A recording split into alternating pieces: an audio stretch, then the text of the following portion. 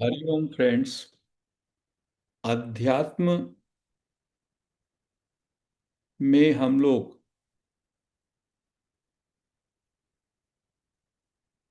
का विशेष प्रयास रहता है पारमार्थिक सत्य को जानने का। एक व्यवहारिक सत्य है, एक रिलेटिव ट्रुथ है जो इंद्रियों से, आंखों से, कानों से, स्पर्श से हम देखते हैं, प्रत्यक्ष में देखते हैं वस्तुओं को, पदार्थ को, शरीर को। और एक पारमार्थिक सत्य, अंतिम सत्य है, रियलिटी वन, जो सबका अधिष्ठान है, सबका प्रकाशक है, जिसकी हम बात करते हैं। Undivided, holistic. तो एक शब्द है एंट्रोपी। एंट्रोपी का मतलब होता है इंक्रीजिंग डिसऑर्डर। कहते हैं कि ह्यूमन फॉर्म जो है, मनुष्य का जो फॉर्म है, ये एक ओपन सिस्टम है। एटम्स हैं, एटम्स के एग्रीगेट से मॉलिक्यूल्स बनते हैं। जैसे हाइड्रोजन के दो ले लिए, एक ऑक्सीजन का ले लिया, वाटर बन गया।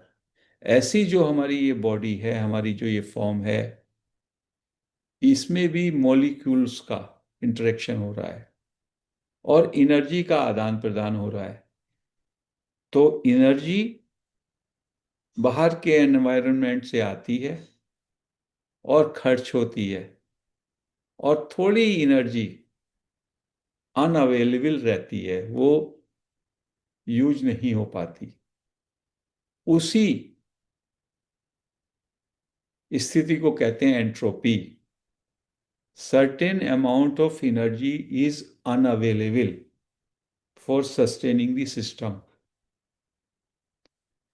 तो ये एंट्रोपी से ऑर्डर डिसऑर्डर इंक्रीज होता रहता है और सिस्टम डिसइंटीग्रेट हो जाता है।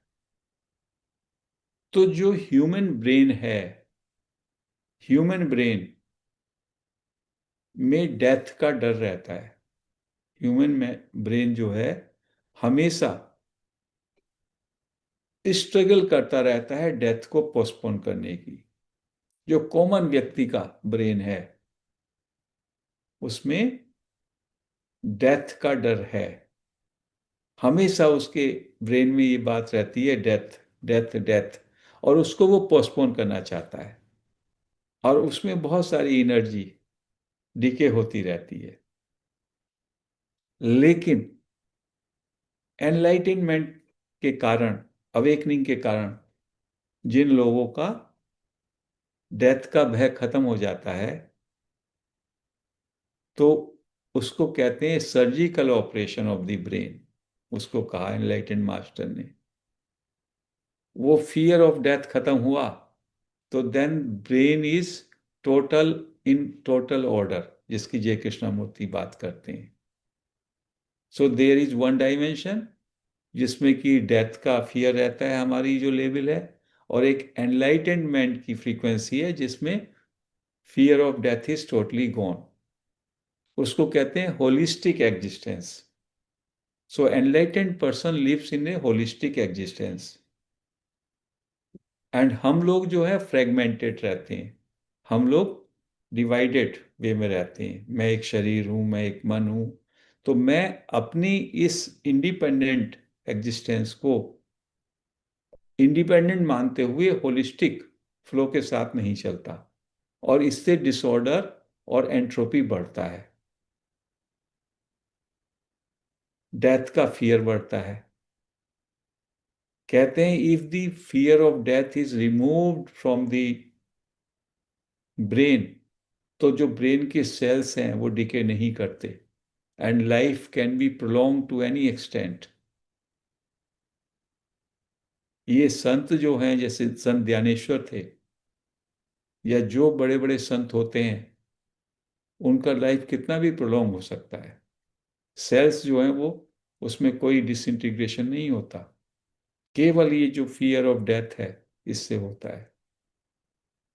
तो एनलाइटनमेंट क्या है? Enlightenment is called 18th elephant. एक दूसरी एनेक्डोट है, एक दूसरी कहानी है कि एनलाइटनमेंट का मतलब होता है 18वें हाथी की खोज। तो देयर इज ए स्टोरी कि एक किंग था, राजा था, उसके 17 हाथी थे। He was having 17 elephants and 3 princess. 3 उसके प्रिंस बेटे थे। जब वो डेथ बेड पे था तो उसने अपनी विल में लिखा 1/2, आधा नंबर, जितने उनके एलिफेंट हैं उसमें से आधे सब में बड़े पुत्र को जाएंगे, बड़े प्रिंस को जाएंगे। 1/3 दूसरे को जाएंगे, और 1/9 तीसरे को जाएंगे। ऐसा लिखा। And then the king passed away. और भी तमाम धन संपत्ति थी, उसका सबका बंटवारा हो गया। जब ये 17 एलिफेंट के डिवीजन की बात आई तो इसका आधा कैसे करें? 17 का आधा होता है 8.5। तो एलिफेंट को काटना पड़ेगा। 1/3 कैसे करें? 1/9 कैसे करें? तो सारे लोग प्रॉब्लम में। और प्रिंस कहते हैं कि विल को हमें एग्जीक्यूट करना है। तो उनमें आपस में झगड़ा होने लगा। They were at the verge of waging a bar war. आपस में युद्ध होने की संभावना हो गई, क्योंकि सारी चीजों का एक ही साथ बंटवारा होना था। तो जो पुराने दरबारी थे राजा के, उसमें से किसी ने कहा कि जंगल में एक एलिफेंट मैन रहता है, wise man, let us call him. तो वो बुद्धिमान व्यक्ति अपने एलिफेंट पे आया और उसको ये प्रॉब्लम बताई गई। राजा की ये विल है, 1/3, 1/2, 1/2, 1/3 एंड 1/9। तो क्या आप इसमें मदद कर सकते हैं? उसने कहा मैं मदद करने की चेष्टा करता हूं। और उसने अपना एलिफेंट भी इन 17 हाथी के साथ मिला दिया। And then he dictated, he told, out of these 18 you take 1/2। 9 elephants go to the eldest son. 9 elephant चले गए सब में बड़े को। फिर 1/3, 18 के 1/3, 6 एलिफेंट चले गए दूसरे प्रिंस को।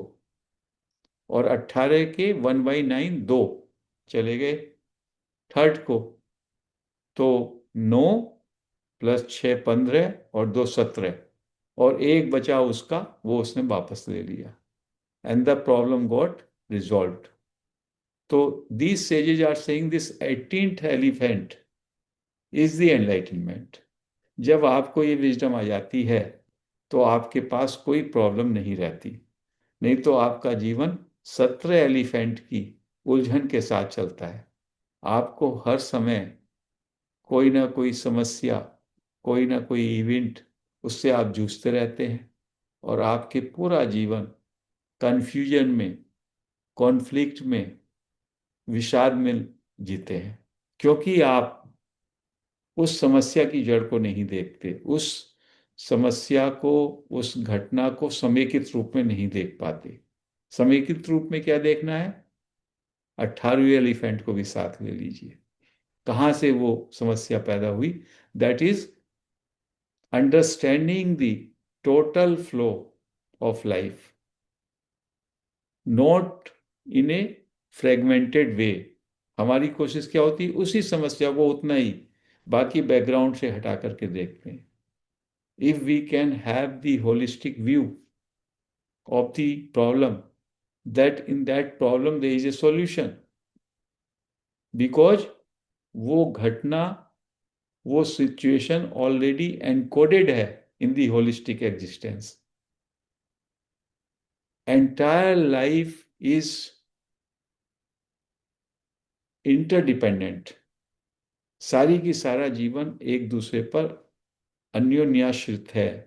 तो कुछ भी जो उद्गम होता है, उस उद्गम को आप फ्रेगमेंटेड में देखेंगे तो आपके लिए उलझन, आपके लिए विषाद, आपके लिए कंफ्यूजन पैदा करेगी। बट जब आप उसको समेकित रूप में देखेंगे तो 18th एलिफेंट की तरह कहीं से कोई सॉल्यूशन निकल आएगा, और उस सॉल्यूशन के साथ साथ आपको कुछ ना कुछ उससे किक मिलेगा, कुछ एनर्जी इनफ्लो आएगा। Life is lived in an awakened way. यदि आप 18th एलिफेंट की तरह आसपास जो भी कुछ चल रहा है उसको समेकित रूप में हार्मोनाइज कर सकें, उसको कहते हैं holistic flow of energy, then the life becomes fully conscious, fully joyful, fully integrated. So there are two ways of living. One way is living in a limited way as a separate person. When you consider the problem faced by you in a fragmented way, in an isolated way. The other way is you consider yourself as a part of whole, and you try to evaluate, try to handle the situation, the event in a holistic way. If you see it in a holistic way, then there is no disorder. Everything is orderly, everything is joyful, everything is very systematic and harmonized.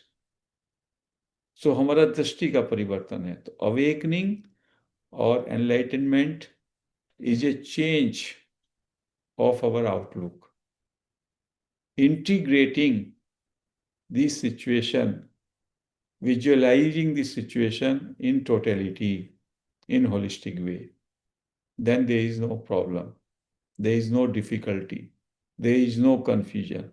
Everything is smooth, orderly, as for Buddha, as for Mahavira, as for enlightened persons.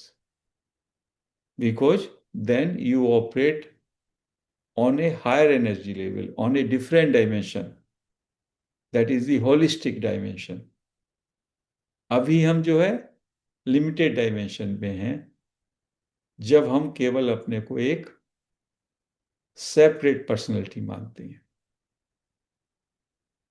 तो जैसे जैसे हमको ये enlightenment होता है, awakening जगती है, तो we overcome the fear of death.